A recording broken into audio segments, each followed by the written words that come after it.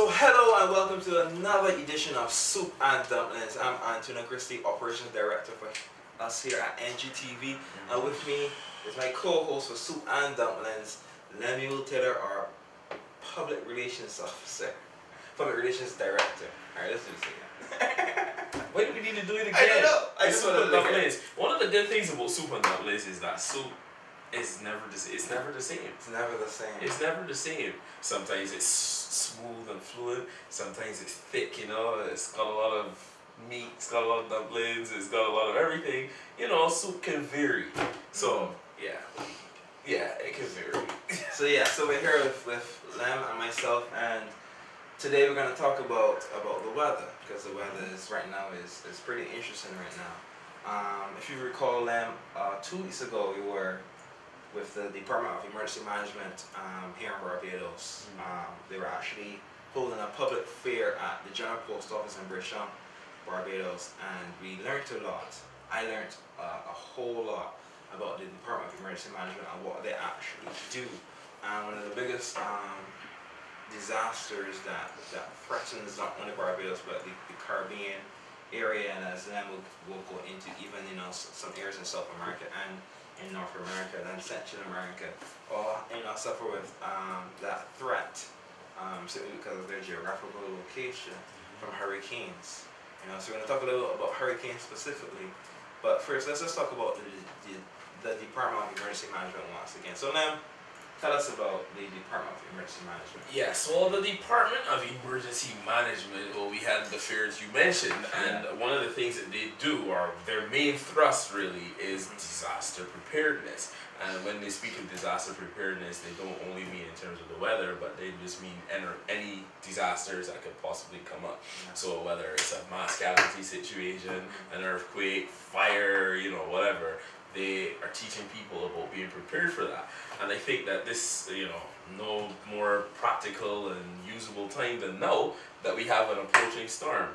And being that it is a hurricane season, that's what they were doing at the fair that we went to. Their main thrust on that day was, hurricane preparedness, having a hurricane preparedness kit. Your flashlights, your water, batteries, canned goods, and medication and all that. I think that was very important because sometimes you go in and you look at food stuff, but you don't look at the fact that people dealing with diabetic conditions or other managing other medical conditions, that you're going to need supplies of your medication, your tablets, in terms of vitamins. All those things are necessary.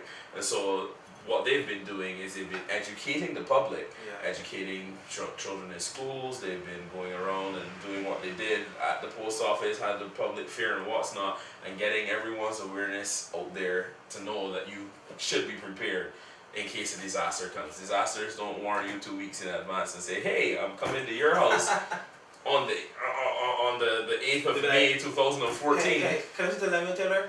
Yes. I'm a disaster. Yes. I'm a hurricane. I'll be there in 2 weeks. So just letting you know. Just letting you know. I'm on my way. Yes, I'm going to arrive around 6 p.m. So you can be at the airport. Yes, that's correct. Yes. I'll be bringing some luggage with me. Yeah. All right, cool. Yeah, Thank you. That's good. It doesn't work like that, Disasters don't come and tell you, hey, I'm about to happen. They just happen. And so that's why preparedness is very, very, very important. Yeah, and the department has a lot of information on this. They have a website. For us here in Barbados, it's simply www.dem.gov.bb. You can go and learn more about the Department of Emergency Management, how long they've been in existence, what they do, and there's a lot of information on preparation of water, on all the other different things you need to put in place in preparation for any disaster. As Lemuel said, they cover mass casualties, earthquakes, landslides, flooding, hurricanes, fires, you name it. If it's a any sort of disaster, they get involved. They're working with all the emergency services in Barbados in terms of the fire department, the police department, the ambulance department, even in terms of the BDF and any other organization that responds to or helps out with disaster management in Barbados. They kind of are the umbrella organization that manages the whole team. Here in Barbados we have different community-based sections of the Department of Emergency Management.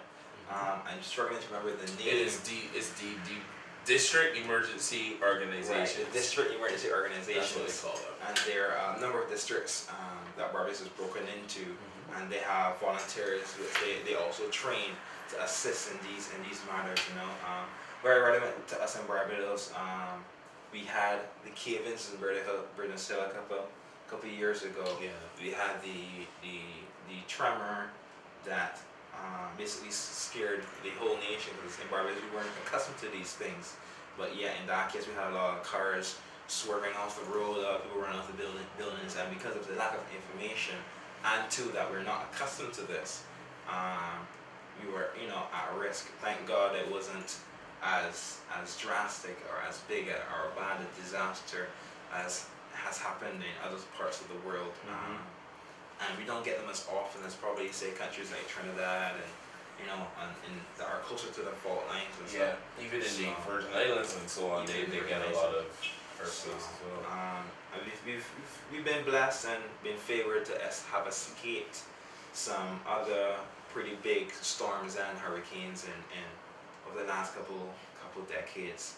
But one of the things that we discussed with the DEM is that every Bajan or every Vinci or every Jamaican, they usually have that belief that God's a Bajan or God's a Jamaican or God's a Vincentian, so we can just pray and we can be safe, But as they encountered that, the DEM decided, they need to inform the public, and the emphasis at the fair, and the emphasis in general being Department of Emergency Management is in preparation.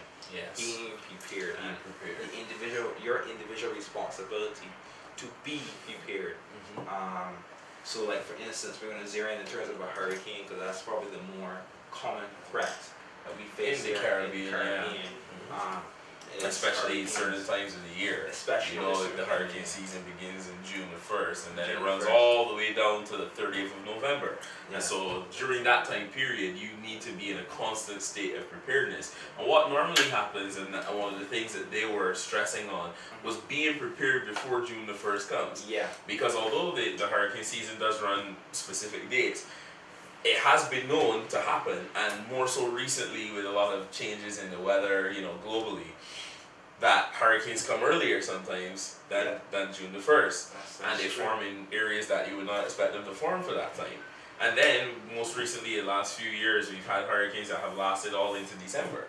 Some that have actually lasted into the following year. Yeah. And so, it's not just to say that, from June the 1st to November the 30th, I'm prepared, and then as soon as, November 30th is passed, wow, I'm done. And then you don't start getting prepared again until June the 1st.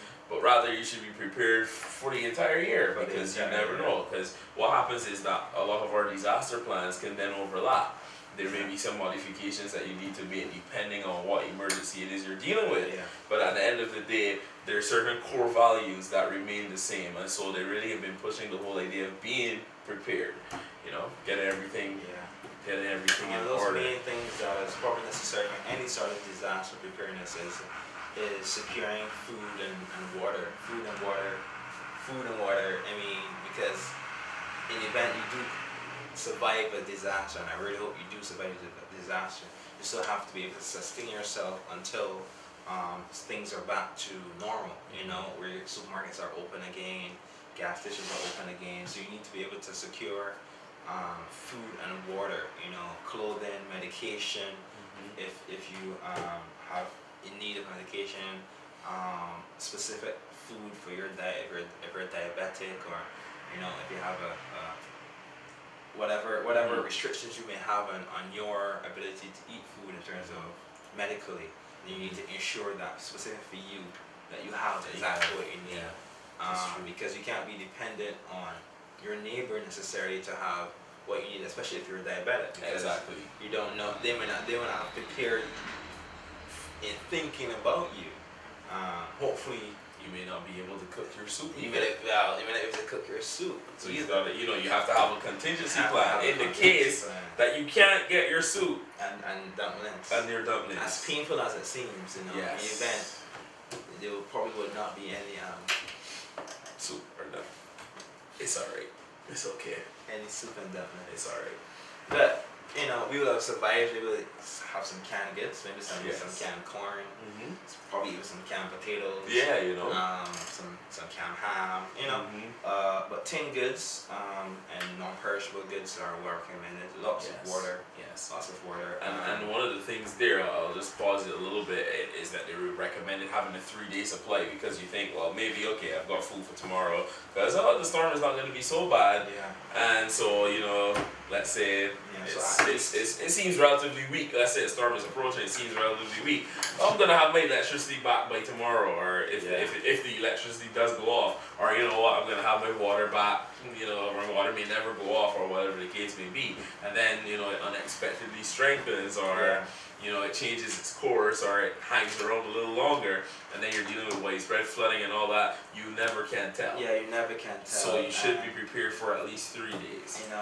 Even here in Barbados, a couple of weeks ago, we had island-wide power outage. Mm-hmm. And it took hours for the power to be restored across the island fully. And this was caused as a result of one down pole, and the system not reacting the way it should. Mm-hmm. As in the redundancies in the system didn't work, so therefore the entire island was without power. And that was just from one pole. So can you imagine in the case of a storm? If there is, say, a number of down all poles over the place. all over the place, and it probably would take quite a while to restore the power, and that's just in terms of power. Then in terms of maybe trees down, so transportation will become difficult. The harsh reality is that there would be occasions, maybe after a disaster, that the emergency services, as well trained as they are, as equipped as they could be, they still could take a while to get to you. Yeah. Simply because of roads needing to be cleared, and the distance from where they are to where you are may be great. So you want to be as prepared as possible, and you need to ensure your safety first, so that you can ensure the safety of those around you, whether it be your family, your friends, your neighbors. You have to look out for the elderly, the children. You need to know your locations of shelters, and even contacts for the volunteers in your area.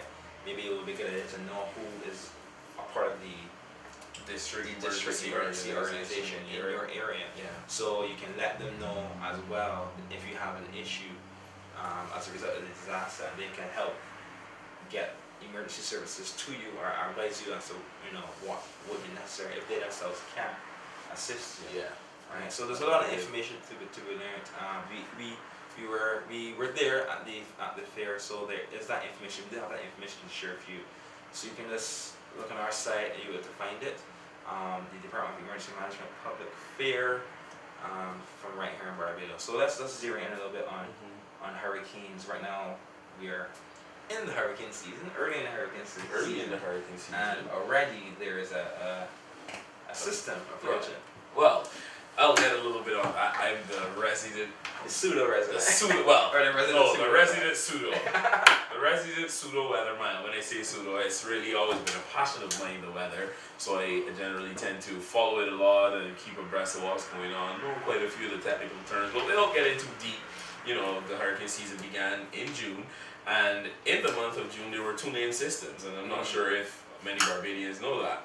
I don't think I even knew that. Yes, because we're at the sea storm now. We're Tropical Storm Chantal, who's actually approaching the Caribbean at this point in time. So there would have been an A and a B before. So there was Andrea, which actually went into Florida early in June, and then there was Barry, which was formed in the Gulf of Mexico, more or less, and that hit Central America. And so now we've got another threat coming, and that's coming directly towards the Central Caribbean, more or less, down through the islands between St. Lucia, Martinique, Dominica, St. Vincent and the Grenadines, Barbados, are all expected to feel the effects of this system.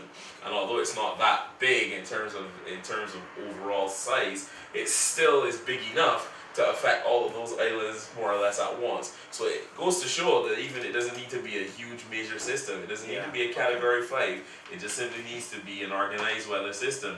And look, sometimes we get tropical waves. They don't have a name or whatever, and they last in the area for 2 or 3 days, and you got widespread flooding in so many Caribbean islands. And so a threat like this approaching is something to take very seriously. Okay, so let's help the viewers. I don't know how informed they are versus how informed I am. So let's take a little step back. You just talked about hurricanes, just talked about tropical storms, just talked about tropical waves. Like what are those? Okay, well, a tropical wave, let's start with those, because those are more or less the beginnings of all of these other organized systems. Okay. A tropical wave, more or less, is just a batch of energy in the atmosphere that creates cloudiness and showers and so on, and depending on the strength of the wave, it can also produce, you know, gusty winds and so on along with it.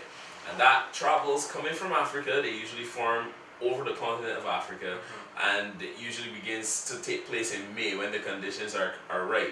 They usually begin to form in May. So you get tropical waves coming across the Atlantic from about May, and there are close to 100 of them every year.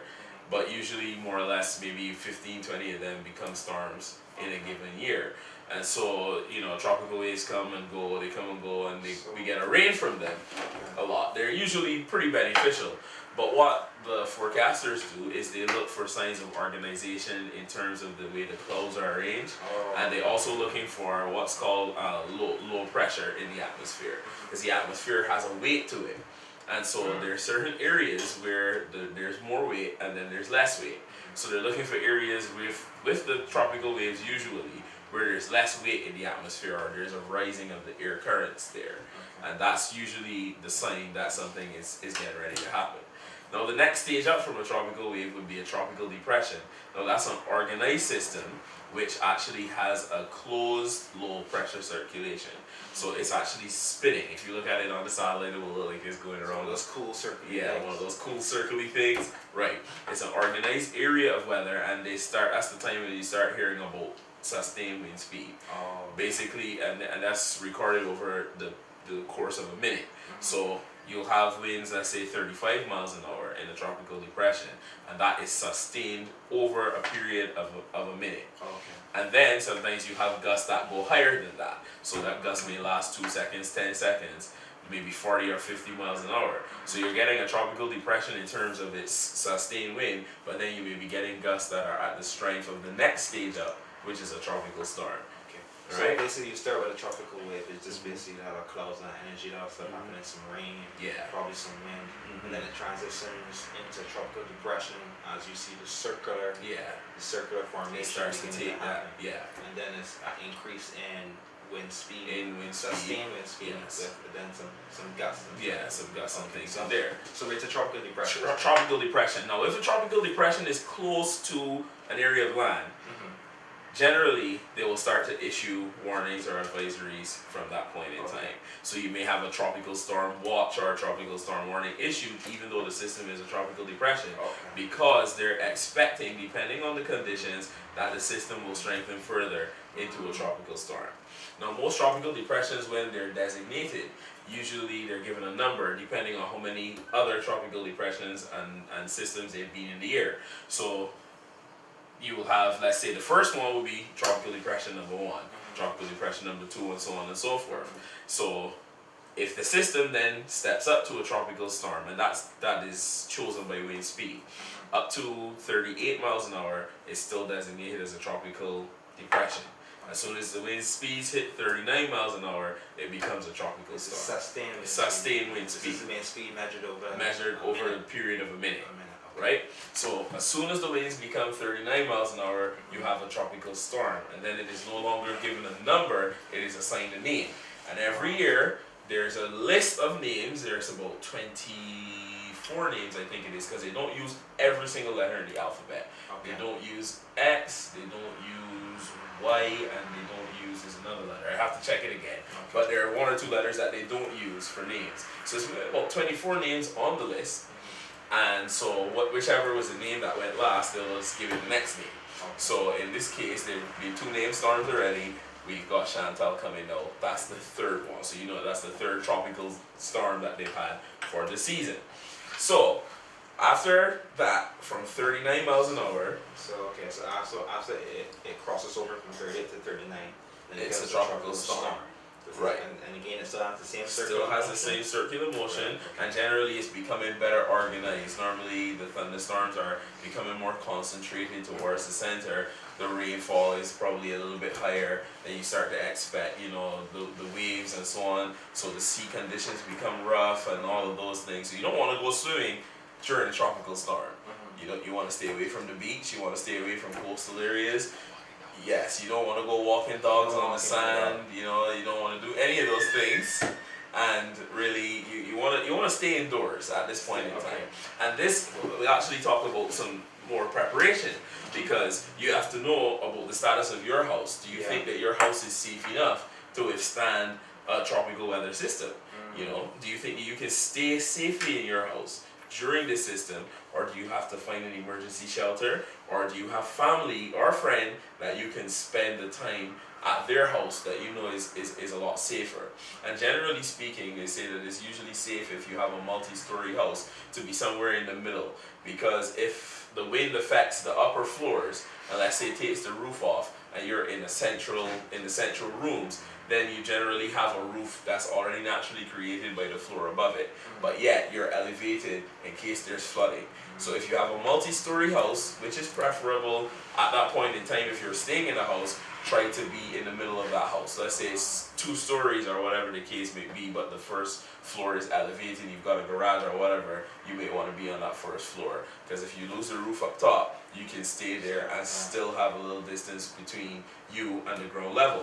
However, it depends, again, also if you're in a flood prone area, you would know if your area is prone to flooding or not. You may be safe, you know, in your house if it's not a multi-story house. You should know if it's prone to flooding. Yeah, you should know if it's prone to flooding or not. And all of those are things that you should find out beforehand. Because a lot of us, when we hear a tropical storm is coming, Barbados don't really get hit by those things. They usually pass us by. And there's only going to be a little bit of rain and a little bit of wind or whatever. But there's so many things that go into the preparation. That's the reason why, you know, you need to do it before the season comes. So that when it comes, you've already practiced your procedures, and then it's easy to operate, and then it's easy to move. So our tropical storms now, they run from 39 miles an hour all the way up to 73 miles an hour sustained winds. And that's really, really strong. Just imagine a car moving at 70 miles an hour. You'll be breaking the speed limit of the highway in Barbados. 70 miles an hour is approximately maybe about 130, 140 kilometers an hour. That's pretty good speed. Yeah, that's pretty good speed. And that's sustained over a minute. Sustained over a minute. At least a minute. At least a minute, sometimes more. And then the concept of gust suggests it goes higher than that. During the gust. Yes, so normally you can have a tropical storm that has sustained tropical storm force winds, but gusts that are the force of a hurricane. And so those gusts then on top of the sustained wind. So imagine I'm constantly applying pressure on you.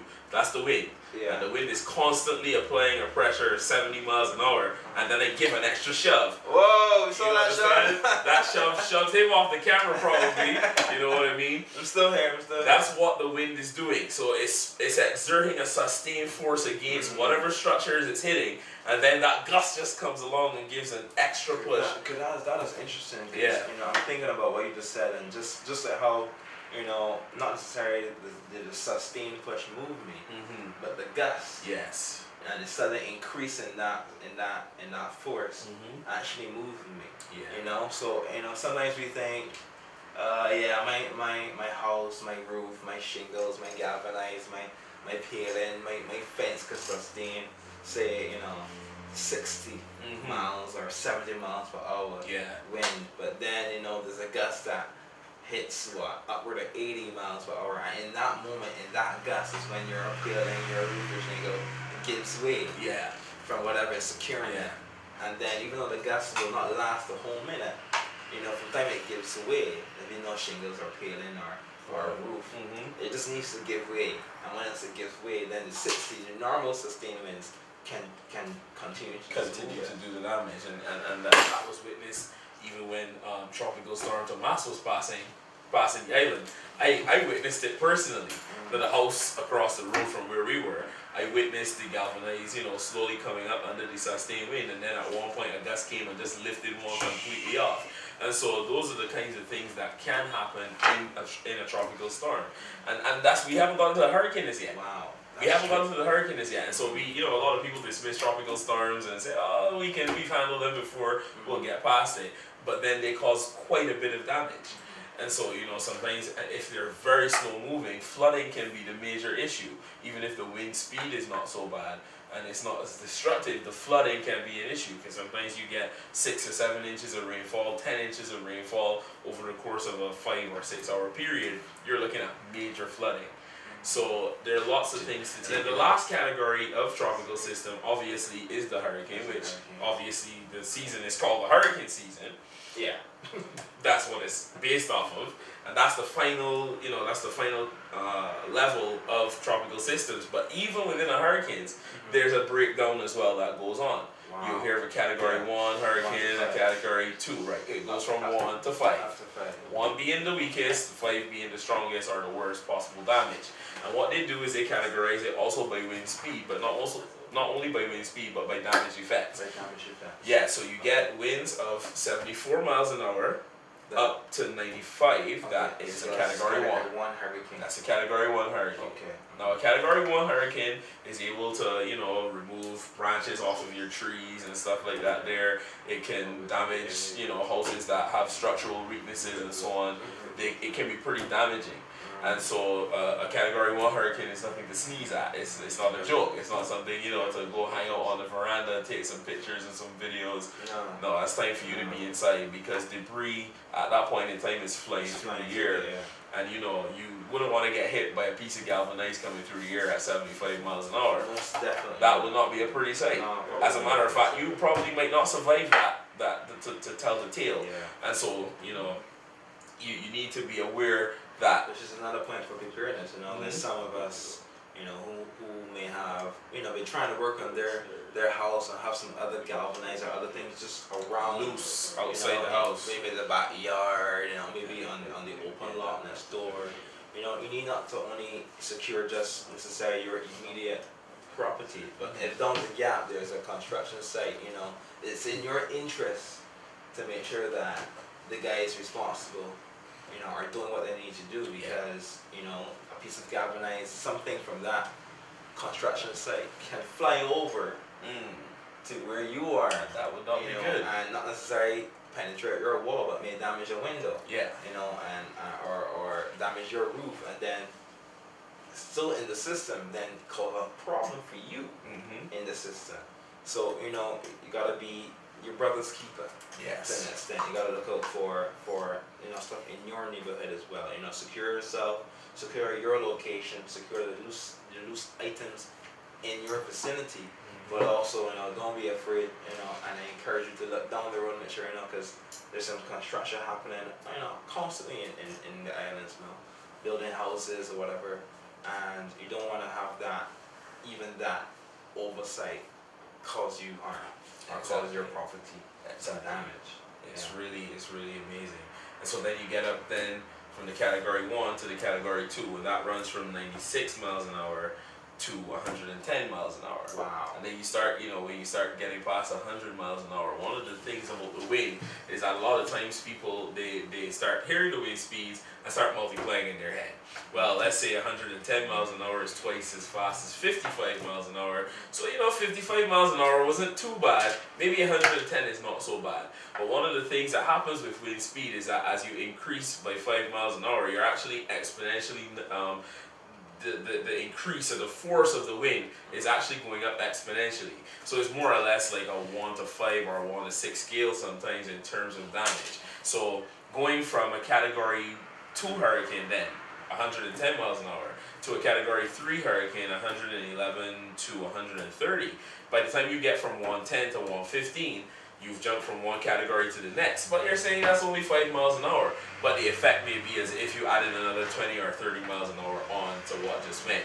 And so the higher up you go on the scale, the gusts on top of that. Don't forget those gusts. And so then the on the scale going up from there, it just gets worse and worse and worse. So from the time you get to a category 3, you're looking at major structural damage in terms of strong systems, strong buildings and so on. You're looking at structural damage even in strong systems, because that wind speed is going from 111 all the way up to 130 miles an hour. That's faster than most of the cars that we have on the road right now. I was just thinking so.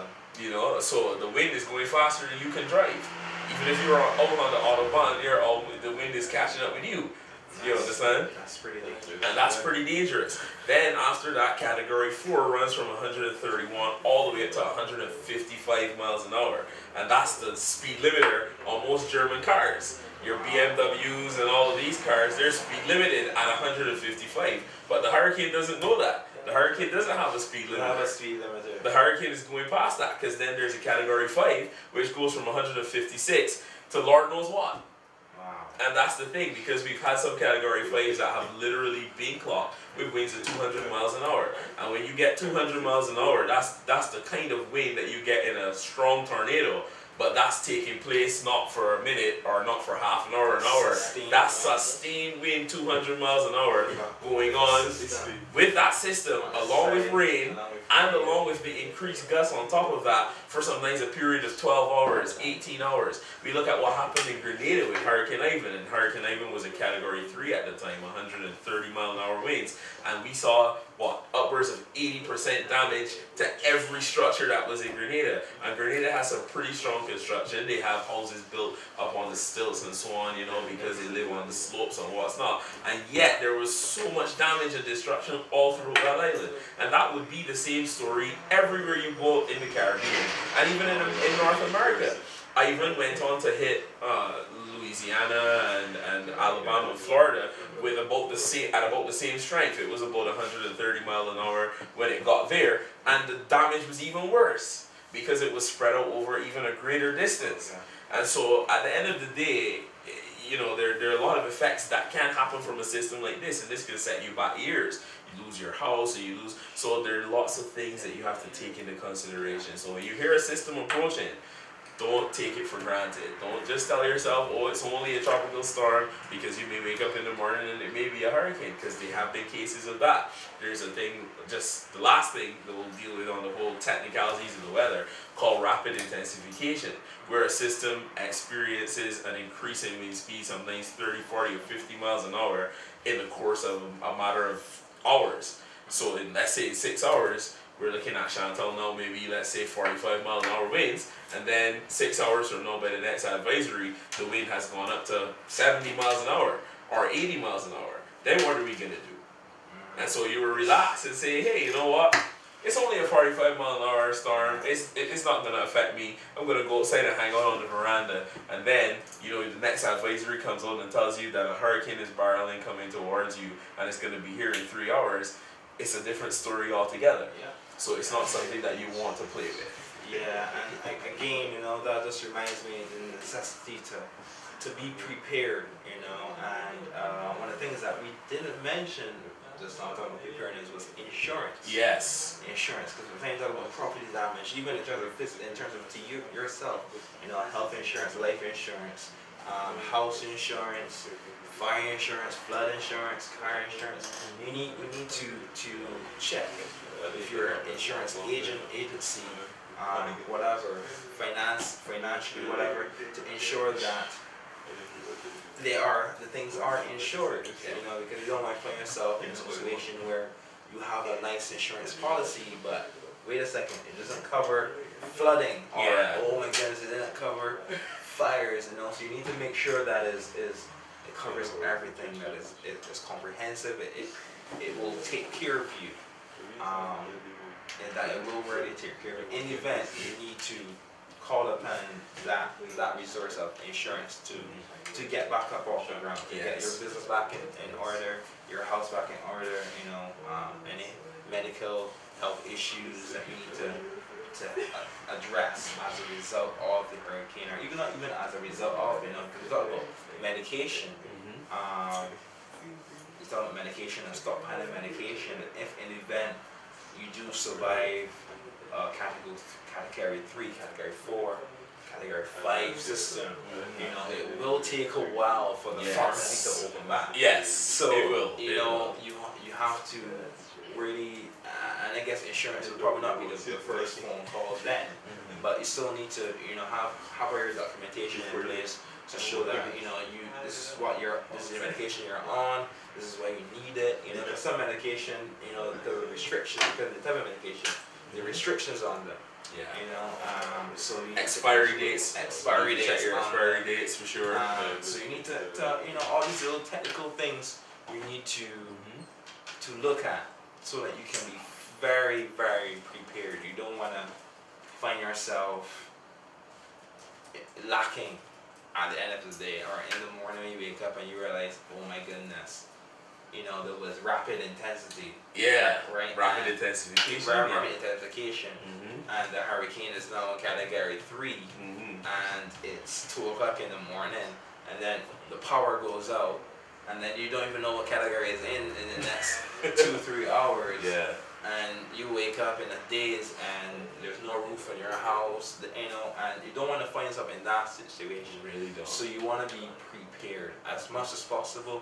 Be prepared, and then ensure look after those who you're responsible for. You know, your wife, your husband, your children.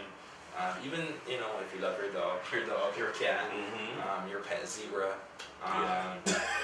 Your pet zebra. You have a pet zebra? I would just, you know, there's some people that probably would have a pet zebra. So just saying. I wonder if Hambo has a pet zebra. I don't know, Hambo. Do you have a pet? He's shaking his head. He said no. That's our camera guy. Yeah. You probably never see his face. Yeah. And that's like, you probably wouldn't know. But are you prepared, Hambo? Are you prepared for the pendant system? Yeah, he's more or less prepared. Kind of sort of prepared. Are you prepared for the system? Well, I will have to say kind of sort of prepared. Yeah. Because I only came acknowledged a couple of weeks ago, as I said at the DM, I realized how unprepared I was. And that's why it pays to get any information, because I realized how unprepared I was as well. Yeah. So I've begun, I guess it's evident now that I've always not been quick enough to become as fully prepared as I should be. But one of the things that they talked about is in terms of having a plan, right? So for me, in my head, I'm thinking, okay, I have to get a plan, and then once I have my plan, then I put the things in place for the plan, and then I test it. Yes. So I'm still kind of in the finish writing out the plan stage, but my plan began with the fact that we're in this appendix system. We are not going to stay where we are. Yes. Because right now where I am, I do not have a landline.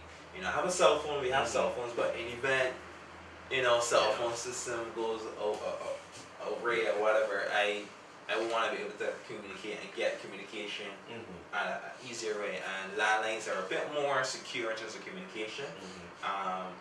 And so we're gonna go by family. We're gonna go by family, which is a much stronger structure to the house that they have as well.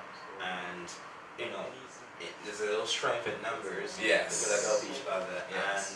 And there's more resources for communication and stuff like that. So that is what we are going to do right now in the light of the system that is pending right now.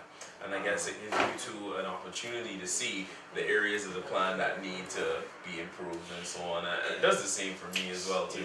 So right now my wife is already home. I already contacted the family that I'm going to be by. And so, you know, my wife is home preparing stuff for us, and we had a few stuff we had to prepare to make the trip down, not too far, to my family. And I've talked to my dad, and he's aware, and he was going to contact me as well. So we're going to spend the night into the morning by my parents. That's cool. That sounds good. It sounds like you have a plan. I have a plan. At least you have a plan, and that's one of the things that we all need to have. We all need to have a plan.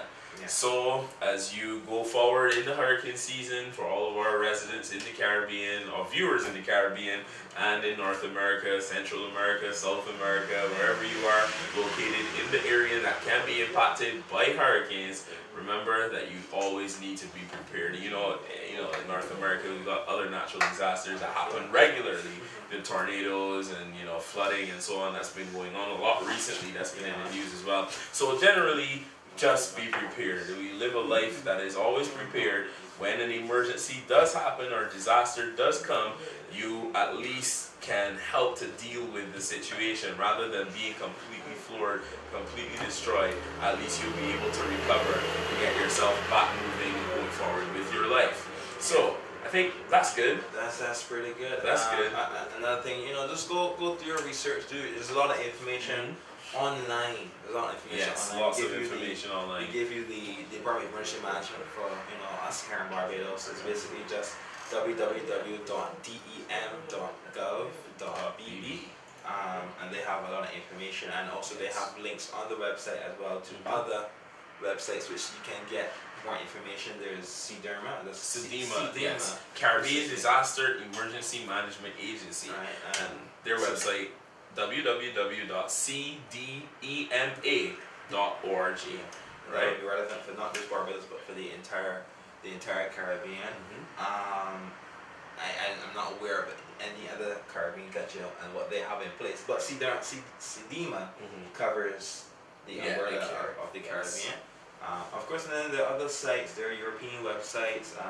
Lem being our resident pseudo weather guy is putting up some really cool graphics and really so cool radar graphics and such of the system. Yes, actually we have, for those of you who want to access it here living in Barbados, there is www.barbadosweather.org as well, and they have recently upgraded radar and satellite capabilities as well. That you can tap into locally here. They also have the official Met Office bulletins posted because they're run by the Met Office, and so they put their official bulletins up on this website as well. And so I'm actually here looking at the radar, and there are a few showers, from the outer bands of Chantal already approaching. Within about 150 kilometers of Barbados. They'll probably be here in another 2, 3, 4 hours. Maybe get some quick rain in the next few hours or so, and then conditions will begin to deteriorate going into the evening and night hours. And so, it's good to know that, so you can even begin to plan. Let's say, when you're going to leave a particular place, if you need to get to where you're going by a certain time before the weather really begins to get bad. So that's barbadosweather.org, and you can also go to the National Hurricane Center's website, www.nhc.noaa.gov, and they will also have the current advisories on any tropical systems. Again, that's a long one. Yes, that one is www.nhc.noaa.gov.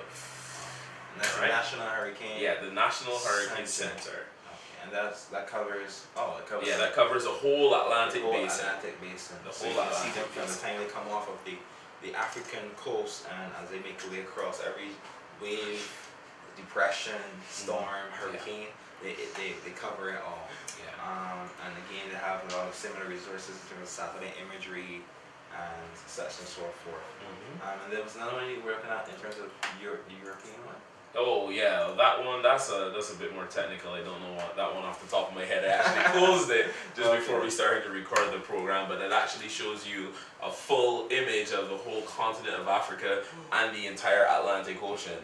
And it really shows you those tropical waves developing in Africa and coming out onto the coast, whether or not they're looking as though they may develop into something more. So whether you're a pseudo weatherman like my friend here at me, or you're just a little novice and amateur, just enough information so you can prepare properly. Those are some resources you can go again. The DEM website, the National Hurricane Center, barbadosweather.org, and CDEMA websites.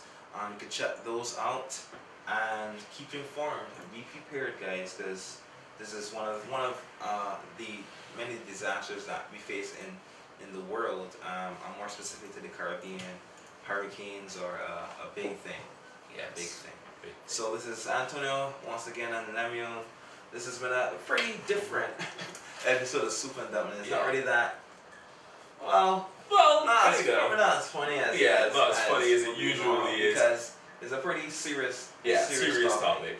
And, but listen, you know, soup and dumplings is pretty serious food. That's a pretty serious food there. It's really heavy, especially if you got breadfruit and carrot and potatoes and if you really think and about yams and edibles and some ham bone. and some ham bone. A ham bone must be in there for the flavor. It's pretty serious. It's pretty serious. You know, and thinking about it, you know, serious on a, you know, really seriously now. It in terms of hurricane preparedness, because you want to prepare for like 3 days, you know. If you do your soup good enough and you do enough soup, it could last you 3 days. You could, you know, I could go home now and I could do some soup and dumplings. You can eat some of this. Eat some of this even. And it's very strengthening, so you can eat that. And so then tomorrow, you know, if you know I should need to eat again, you know, hopefully I don't eat all tonight. I'll be able to get some soup at least tomorrow, you know. And if the electricity doesn't fail me and the fridge still works, and the freezer still works, and you know, then I can have some the following day. So it's not necessarily non-perishable, but I mean, if like, you know, those stuff could go bad, so you don't want to waste it. You don't want to waste So it. if you do it now in a soup with some dumplings, then you've done a good thing. You've done a good thing. You've done a good thing. And it's pretty simple. You know, just some nice saucepan, some water, and all the ingredients, and open the fire. You don't need a microwave. You know, so in event, you know, if you do have a loss of power and you got all this stuff in the fridge, and you know, you can think, I can make some soup. And use up all the carrots, all the vegetables, and put them in the soup. You know, feed everybody for the day, and let, you know, perishables wait for the other day when it's really necessary. It's true. Instead of just throwing away the stuff that will die in the next couple of days because of refrigeration. So and that's another valid point as we end here. Don't overstock your refrigerator. Don't overstock your refrigerator in the case that the electricity does go out. Then you got a lot of spoiled food to get rid of, and because it's overstocked, it's not going to remain as cold as long. So just remember not to overfill your refrigerator at this time of year. Rather just stock up on your canned goods. Overfill your cupboards. Your canned goods and dry food that will last you 3 months, you know, at least. The expiry date's a month or 2 months, 3 months, whatever the case may be. And that works. Okay, that works. So thank you for being with us here at Soup and Dumplings, here live at NGTV, behind the scenes, an extended version, but very necessary because we want you to be safe, you know, because you're a family, we're a family. He's a husband, I'm a husband. He's a father. So you know, gotta make sure he's prepared. He's very prepared. If he was not prepared, I will beat him. Well, I'm actually about to leave and go check on my wife and my daughter as well. So you know, make sure we're all ready. So we're gonna encourage you to, you know, do that. Right now, just stay at home and let's double check your plan, because that's what we're about to do. We're gonna put our plans into action now, and we'll see you next time. All right? Soup and dumplings. Soup and dumplings. Soup and dumplings.